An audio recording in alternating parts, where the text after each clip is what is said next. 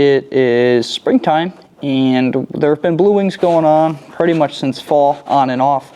But especially since things are warming up now, there's going to be a lot of blue wings coming off, especially on overcast and rainy days. So I've got a little Stillborn blue wing olive for you that utilizes just a few materials, and it's a really great pattern. Blue wings, when any mayfly actually, when they're a cripple or something wrong happens in their emergence, they keel over on their side and their wings get caught, and that's really what this fly is imitating. When we take a closer look, I'll explain why. So looking closely at this, we got CDL tail, we've got a 900 BL hook, which is a great one for little blue wings. It's one of my favorites. This body material is Semperfli kapok dubbing, which actually cords up and almost segments itself. It's an amazing dry fly dub. A little bit of CDC on the side to really show that wing of the fly that is just kind of keeled over and he's not getting back up. And then we've just got a little bit of dry fly hackle. So it's really, really simple. The difficult thing is it's just small, and I will use this CDC winding tool to tie. I tied both of these with one CDC feather, and I used every single fiber. So this is a really cool tool that I will show you guys how to use in this too. So this one is a simple one, and that's the beauty of some flies, is they're really easy to tie. I guess this one's not terribly easy, but it's just simple. You know, it uses about 4 materials, and that's it. So we've got a Tiemco 100 BL, I believe is what it's called, or 900 BL. So it's black. It's like a black 100, barbless. It's a really, really awesome hook. It's one of my favorite hooks for tying little blue wings, actually. And the tail is just going to be some CDL. Whatever color, size that you got. I've got a big, beautiful CDL cape right here. That'll last me my lifetime. But whatever you got, just some sort of very fine tail. Microfibbits would probably work too. I just like CDL. I don't like putting junk in the river when I don't have to. And CDL is such a crazy material too, because it's looks so delicate, but it can actually get knocked around without breaking off. So I think it's a pretty amazing material. I use it a whole lot. So we're going to bring this right to the back and have it shooting off the back, as it should, just like that. Blue wings can have fairly long tails. And then next we're doing a body of kapok dubbing. And I don't know if you've seen this stuff before, but it's Semperfli's really, really, really low profile dubbing that is a really, it's amazing. I think it's a really, really cool dubbing. It dubs so fine that it actually segments the body. It's amazing. And pairing it with this Semperfli Nano Silk, it's crazy. I've never had a dubbing that dubs this fine for your midges and blue wings and trichos. I mean, this is the only stuff you should be doing so that you don't get that really big, ugly body. You can tell I just dubbed. I don't know how much the camera can see, but I mean, I'm dubbing this stuff on and you can hardly tell. And that's exactly how you want it when you're tying a, little 16, 18, 20, 22. You do not want a fat body because profile is king, and you start to mess up when that fat body, you start to get refusals, especially on little spring creeks and slower water where the fish has more time to really check out your offering. And another thing that you can do is you can kind of wind the thread up too, and that really cords it up even more. And the cool thing is you get this segmentation that almost you'd expect to get from, ribbing it with something. But this is just dubbing. It's really cool stuff. We've got our body right here. We're going to lay a thread base down right here. And we are going to use a cool tool after we put in a little piece of a little feather. And basically you're going to want to put in a little blue rooster feather. If you have dun is the color you're looking for. So I've got a real nice little blue one right here that we're going to tie in. And we are just going to wrap this hackle vertically, and you want it to be small.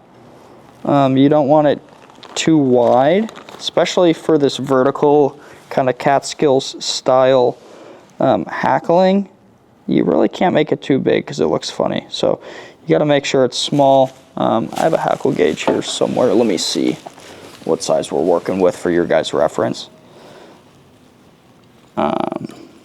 This is a 18. So 18, 16, 14's kind of pushing it. 20 probably would work, but it's pretty small. 22 is probably pushing it. So you kind of want to be in that range. But we're going to tie it right back here. Get it in there real nice. And then I have a tool that's been out for a while, but I don't see a lot of people use. This is the Tiemco CDC winding tool. And for the way that we're going to put this CDC in, it's really useful to make the most of the whole feather. And for how little we use in this fly, we can actually get every single fiber off of a CDC feather and use one feather for 2 flies. So you got one nice CDC feather like this. You got to find one that is fully loaded like that. And then I'm going to show you how I put it in and wind it up and then tie it on my fly. Are you going to change, or can you see this? I can probably do it here. So what we're going to do here is, you can see there's 3 prongs right here. And you're kind of going to get your thumb in there and pinch just the tip in one. That's kind of what we want. So the feather should be like this, just pinched right in there. And then you're going to want to slide it down just a little bit more. And how this works is we wind the stem up this tool. I'm going to try to do it in front of the camera so you guys can see. But then you're going to get feathers on either side. And the cool thing is now you have 2 different bunches of feather to grab to use. And you kind of want to make sure stuff isn't getting tangled up too. So there we go, winding that one. A lot of stuff got tangled up. And then so I'm going to hold it right next to the fly. I'll zoom in. So that's what it should look like once you wind it up. And you can see there's 2 different bunches of CDC that I can grab, one on the left and one on the right.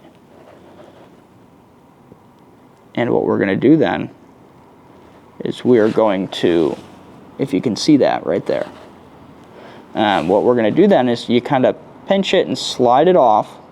And this is great for doing little CDC like caddis wings and stuff like that. Anything, or little emergers, anything where you need just a little tuft on something small. On a bigger fly like the March Brown that we posted, you know, you can just take the whole feather. But the beauty of this is you've got CDC here and CDC here and stem in the middle, and you just trim off what you don't need. So what I'm going to do now for this first one is I'm going to trim all that off, and then I'm going to tie this in. So I'm going to tie it on my side, just because this is, you know, I'll try to tie it on your guys' side. It's going to be hard for you guys to see what's going on though. And so what we're going to do is we're going to tie this in. It's going to be easier for me to tie it on my side, just so I'm not fumbling on the camera for you guys. But I will turn it to show you guys what I'm doing. So basically you want to tie it at a 90-degree angle pointing towards you, because this is a little stillborn blueing olive, meaning that this little bug had a really hard time hatching and got caught on the water. And when a mayfly's wing touches the water, they kind of keel over on their side, and that wing paired with the surface tension of the water just gets stuck, and that bug is just not going to be able to go anywhere. And so what we're going to do now is, now that we've got that wing tied in on the side, so we've got this CDC tied in this way, and when a mayfly's wing touches the water, the surface tension just grabs and that bug can't get up. So having them keeled over on their side is a great representation of a cripple or a stillborn. What we do have to do is put a little bit more kapok dubbing just to help give that rooster feather something to bite into. And less is more, always with dubbing, especially on something this small though. And so we're going to wrap until the dubbing touches, and then put one wrap back here, and that'll really kick that wing out to the side. And you just want it to be going right off the side.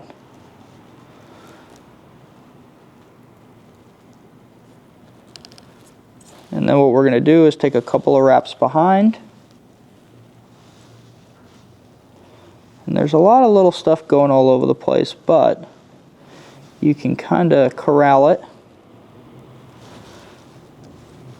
And don't need a whole lot here. You know, we want it to float, but we also don't need it to be super buoyant because you do want it to kind of get pulled under just a hair.